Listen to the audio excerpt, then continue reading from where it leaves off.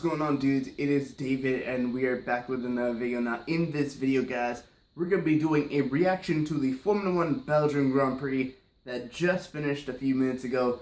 Congratulations to Charles Leclerc. He finally got his first win. But of course it's not a weekend for celebrating because as you guys have seen in the Formula 1 race, and you guys saw yesterday an F2 driver, Antoine Hubert, was killed in a crash at Spa past Radion, and my thoughts and prayers are out to his family. But this weekend was kind of a good weekend for Ferrari, but everybody was of course mourning the loss of a young 22-year-old F1 for what could have been a future F1 star. And yeah, so let's move on past that. Let's talk about the F1 2019 Belgium Grand Prix. So, the F1 Belgium Grand Prix for 2019 was kind of an exciting race, both the beginning, middle, and the end. So I would just say overall it's a very good race. But now we're going to go through the top 10 finishers of the race. Then we're going to go through the other finishers, and we're going to talk about some moments that did kind of excite me, because there were a decent few amount of moments that really excited me. So here is the top 10 right next to me. The top 10 was Charles Leclerc winning the race, Lewis Hamilton finishing in second, Bottas finishing in third, which means it's two Mercedes in the top three, even though the two Mercedes qualified third and fourth, and Sebastian Vettel actually qualified second. Vettel finishes fourth. Alexander Albon started in 17th, finished P5. But we're going to get to why he finished P5, because there was another driver there up until the last few laps of the race. Sergio Perez finishes 6th. Daniel Kvyat finishing in 7th. A good race for Toro Rosso. Nico Hülkenberg scoring points for Renault. And Pierre Gasly, the guy that got dropped for Alexander Albon, he went from Red Bull to Toro Rosso. He picks up points for Toro Rosso. And the last points finish was Lance Stroll in the Racing Points. So that means both Racing Points scored points in the first time in a while, I'm pretty sure.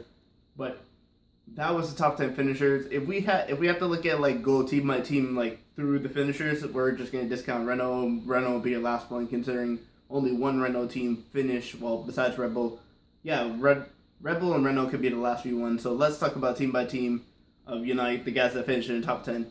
Ferrari, Charles Leclerc dominated the race today. He got behind Sebastian Vettel after a pit stop. After his first pit stop, because Sebastian Vettel did like a 7-lap undercut on him, but he was able to keep Hamilton by, and Hamilton was definitely closing in on the final few laps. And I just gotta say, if Hamilton had gotten past Vettel quicker, then he, instead of being held behind Vettel, Hamilton would have won this race, and Leclerc probably wouldn't have won this race, and Hamilton would have got his 82nd win. But Ferrari get a win, their first win of the season, and it doesn't come with Sebastian Vettel, it comes with Charles Leclerc. Hamilton, very good race. This is Hamilton style race right here. Hamilton just, relaxed. His car was very, very good on the tires. He felt good with this car. And look where I ended up got him, finishing P2. Now, Bottas had, I would say, a pretty good race also, too. Because you remember he qualified fourth. He was just basically behind Hamilton watching to see what's going to happen, see if anything was going to happen. And if something did happen, he would be right there. And look at that. He ends up getting a podium, because Sebastian Vettel and Ferrari called him in too early. I know they were like, they saw the undercut from Pierre Gasly, and Pierre Gasly was going pretty good on the undercut, so they decided to pull Vettel in, but it was too soon, because when Hamilton and Leclerc and Bottas all pitted, it was like around lap 22, which means they could easily make it towards the last lap. When Vettel came in, it was lap 15, so we didn't really know if Vettel was going to be able to make it to the final few laps. But within the last 10 laps, they pitted Vettel. Vettel came out. I'm not sure if he got fastest lap or not, but I do know he finished P4. Alexander Albon had a recovery drive.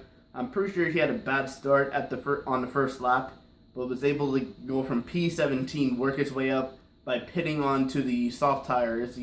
On his first pit stop, and he ended up finishing P5. Sergio Perez finishing in P6. I like how I'm going driver by driver, even though I said I would go team by team, but what does it matter? Sergio Perez finishing P6. He was running in the top 10 all day long. He was always seen behind, the other guys, like the big guys like Red Bull, Ferrari, and Mercedes, but he always seemed to be doing good. And Alexander Albon actually kind of passed him in the grass on the last lap, so I'm pretty sure this may change, and Alexander Albon may actually go behind Sergio Perez, and Sergio Perez may finish 5th. Daniel Kvyat, very quiet race. Not many people expected Daniel Kvyat or Toro Rosso to be quick here. I mean, even though they were ahead of the Red Bulls at the beginning, because Pierre Gasly at some point was the top Red Bull driver for them. But Daniel Kvyat actually finished as P7. Nico Hülkenberg finishing P8. He had a decent race. I gotta say, guys, the midfield battle was very, very exciting, and let's say that midfield battle was for the championship, everybody would have been on their feet for that battle this whole race, because that battle, it seems like passes were going left, right, and center, and it was just fantastic to see.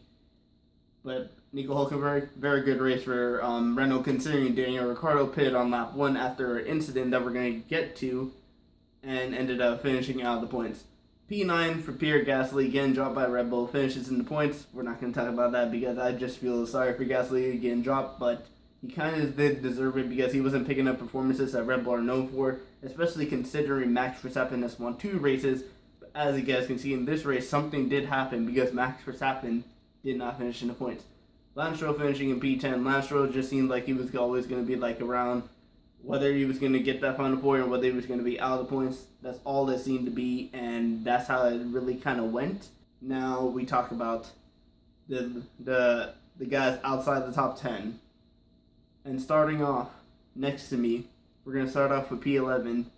Lando Norris finishing P11. This guy had missed the first lap incident and was up into P5 for all of the race except for the final lap, and his car ended up retiring because of an engine problem. Apparently he lost power, so he had to park it up right near the starting finish line, and that was disappointing because that was going to be his best finish of his career. And remember, this is his first season with McLaren, and this would have been his best finish, but unfortunately he did not finish P5. He was classified as a do not finish, but he managed to finish 11 because everybody else was a lap down, so they couldn't really pass him. But I gotta give it up to Lando Norris. He was the driver of the day. It was voted by the fans, and he definitely deserves it. Finishing what would have been a P5, but turns out to be out of the points for McLaren, and it's a double no points for McLaren. As you see, as we'll get to Carlos Sainz soon. The two Haas's, Roman Grosjean, did actually run in P6 for a while, but then at the end he started losing positions. Kevin Magnussen was just getting passed the whole race. He passed a few people back, but he was just getting passed the whole race on the Camel Straight. Daniel Ricciardo finishing P14. He started pit on lap 1 and then just ran the rest of the race on those tires. Don't know what Renault were thinking. George Russell, Williams, Kimi had got involved with Verstappen in the turn 1 incident where Verstappen really dope bombed Kimi, but Kimi couldn't really see Verstappen, so Kimi kind of turned into Verstappen, and then that caused damage to Max Verstappen. Max Verstappen ended up, breaking his suspension, tried to turn going up to Radion, and ended up going straight into the wall. Kimi ended up having damage to his floor, and that ended up hurting Kimi for the whole race. Robbie Kubica finishing in 17th. The Williams just had a quiet race, a boring race for them because they were really nowhere. They just finished in these positions because there were incidents involved. Giovinazzi crashed on the last lap, pretty spectacularly. I don't know what corner he was going to, but I think it's I want to say the number of the corner is corner 9, and he just spun and just pounded that wall on the final lap. Finishing in P18, Carlos Sainz. After starting, he started P18. He finishes P19 because he had an engine problem. Well, he basically lost power after the first lap incident, and he had to go back around and then just parked it up. And that was a disappointing day because also I want to say to Carlos Sainz, happy birthday to you. But of course, it's a disappointing day for Carlos Sainz. He did not want to celebrate his birthday like this. He probably wanted to have some points, as I'm pretty sure McLaren wanted to have points. But unfortunately, they were not able to. And now we get to P20, and the guy I've already talked about. Who he finished P20? Max Verstappen. The Dutch fans, the Belgian fans that came to see Max Verstappen, and the first lap of the race, he is out. Can you imagine the Belgian fans with that?